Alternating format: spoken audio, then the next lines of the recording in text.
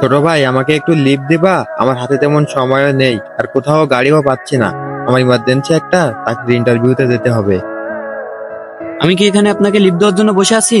হুট করে এসে লিফট চাচ্ছেন? যান এখান থেকে। কোথা থেকে আসে এসব?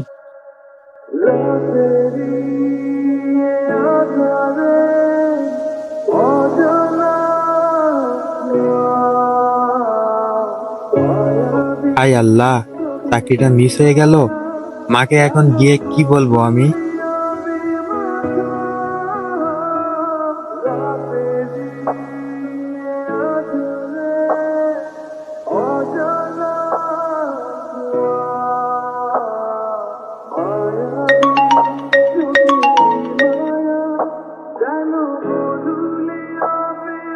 হ্যালো মা।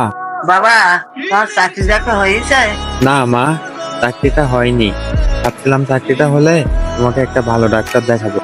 আচ্ছা থাক, তুই বাসায় চিন্তা করিস না। আচ্ছা শোন, বাসায় আসার সময় ওষুধটা নিয়ে আসিস। আচ্ছা ঠিক আছে মা, আমি অবশ্যই নিয়ে আসবো।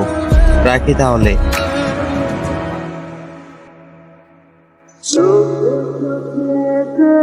হায় আল্লাহ, কাছে তো একটা টাকাও নেই, কিভাবে ওষুধ কিনবো এখন? ভাইয়া শুনেন। ও তুমি, কিছু কি বলবা? আসলে ভাই আমি সত্যিই সরি। আমার জন্য আপনার চাকরিটা মিস হয়ে গেল।